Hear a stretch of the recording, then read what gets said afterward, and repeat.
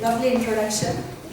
सो आज जिस बुक की चर्चा मैं करने जा रही हूँ वो है ज़ीरो लाइन पर गुलजार। सो आज हम गुलजार के बारे में कुछ बातें करेंगे। ये बुक लिखी गई है अशोक भौमिक ने लिखी है बुक, और ये बुक उनकी जीवनी, फिल्मों, कहानियों, उनकी शेरो शायरी, गानों पर लिखी गई है बुक।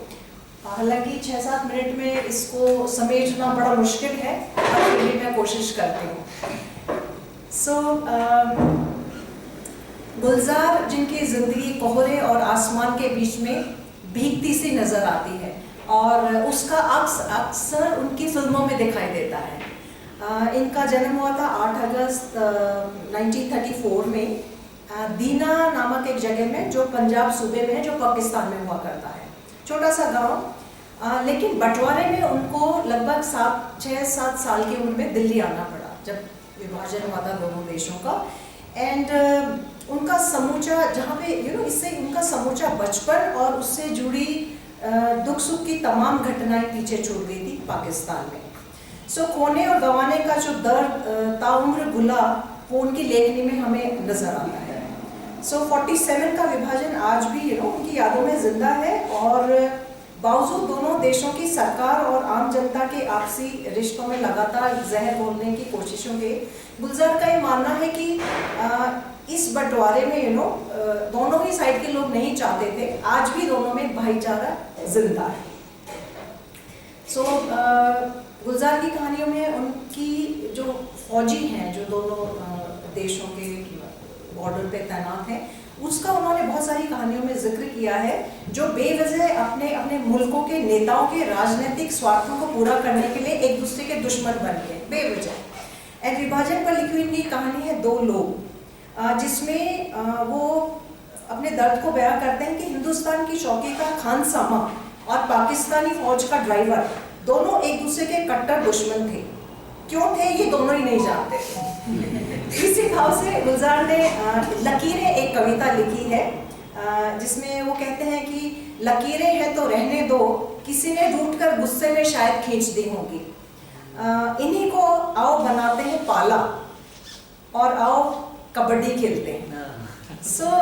मतलब उन्होंने अपनी लेखनी में इस चीज़ को इतना ज़्यादा बयान किया है, और अपने पीछे छोड़ा है अपनी ज़मीन पर नए लौटने की जो बेबसी है उनकी, वो उनकी कविताओं, कहानियों में और कुछ फिल्मों में भी झलकती है। बहुत सारे उनको पुरस्कार मिले हैं। 2002 में साहित्य अकादमी, 2004 में पद्म विभूषण से वो सम्मानित हुए।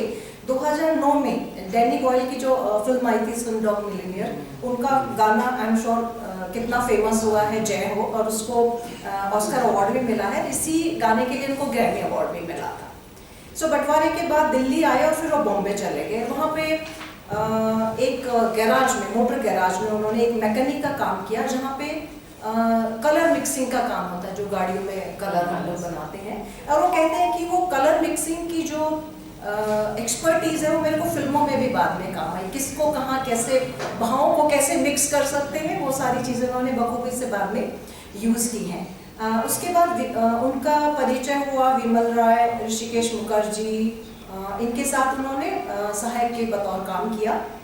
और पहला गाना उन्होंने लिखा था फिल्म बंदनी के लिए, मोहेशा बहुत फेमस हुआ था। इसके बाद आनंद, खामोशी के लिए उन्होंने संवाद लिखे। आंधी, मौसम, अंगूर, नमकीन जैसी फिल्में जो बहुत लीक से हटके थी, वो उन्होंने निर्देशित की। और उनके गाने, मुझे लगता है उनका कोई भी गाना ऐसा नहीं जो फेमस नहीं होगा। लेकिन का हम देखें यारा सीली सीली, देन माचिस का चप्पा चप्पा चरखा चले, देन कुछ हट के बंटी और बबली में कजरारे कजरारे, जो कि बहुत फेमस हुआ। डीजे जो भी यंगस्टर्स हैं, श्योर बड़ा नाचे होंगे इस पे। उनके कुछ शेर जो मुझे बहुत पसंद हैं कि कभी बेपनाह बरस पड़ी, कभी गुमसुम सी है, यह बारिश भी कुछ कुछ तुम सी है। थोड़ा सा और निजी जिंदगी पर यदि हम झांके उनके, तो ओके, ये लास्ट में मैं लूँगी। राखी से उनका 1973 में शादी हुई थी उनकी, मेघना उनकी बेटी का नाम है। लेकिन कुछ बातों से दरार पड़ी, क्योंकि गुलजार नहीं चाहते थे कि राखी फिल्मों में काम करे। उनकी ये शर्त थी कि आप फिल्मों में काम नहीं करेंगी। तो राखी एक बार तो मान गई थी कि शायद बाद में gradually he will agree, but वो ऐसा हुआ नहीं कभी।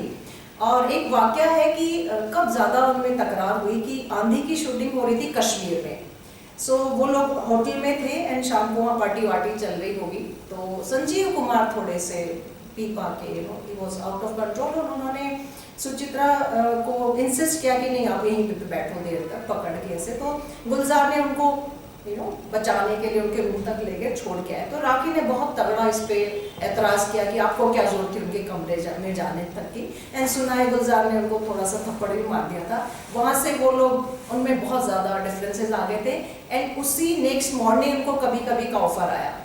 हालांकि गुलजार साहब ने मना किया था, बट उन्होंने उसको एक्सेप्ट कर लिया एंड उसके बाद वो अलग हो गए। एंड कभी कभी was very famous book, if you remember, सारे गाने उसके बहुत अच्छे हुए हैं।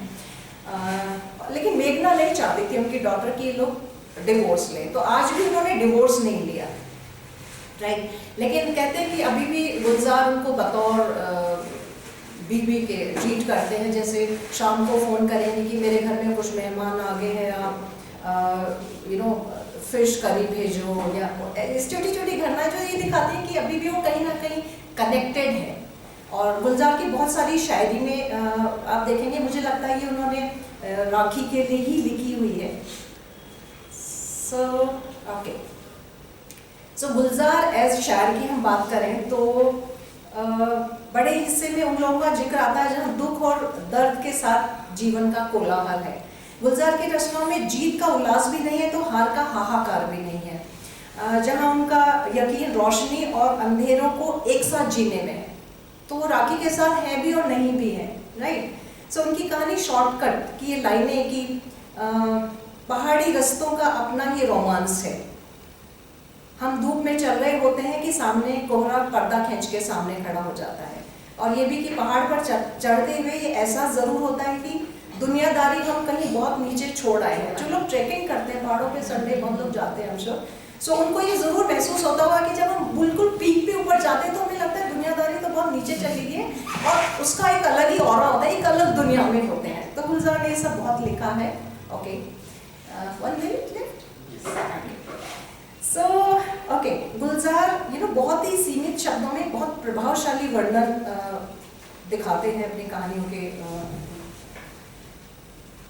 ओके, सो चौरस रात में उन्होंने एक जगह लिखा है कि जब मैं जाग रहा था, रात सो रही थी और कमरे की चौकोर खिड़की पर बैठा एक ख्वाब कब से ऊँग रहा था। सो उनकी लेखनी बहुत अलग तरह की, हालांकि बहुत क्लिष्ट नहीं है, समझ में आती है।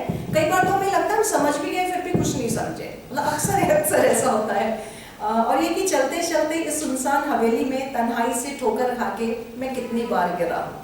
तो अलग ही तरह की लेखनी है, और अतीत से उनका आज भी गहरा नाता है। जो दुख, जो दर्द उन्होंने बंटवारे के टाइम फेस किए, या जो राखी से सेपरेशन का जो दर्द है उनके अंदर, वो हमें अक्सर दिखता है।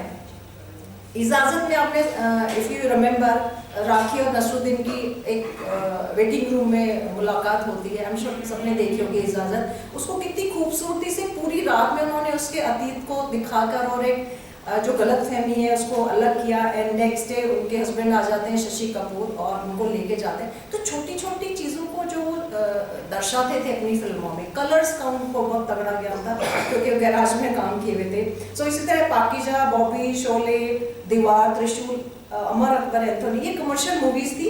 लेकिन वहीं पे गुड्डी, बावर्ची, अभिमान, चुपके चुपके, गोलमाल, आंधी, ये कुछ अलग हटके मूवीज़ थे जिसको हम आर्ट मूवीज़ बोलते हैं, बट ये भी बहुत फेमस हुई थी।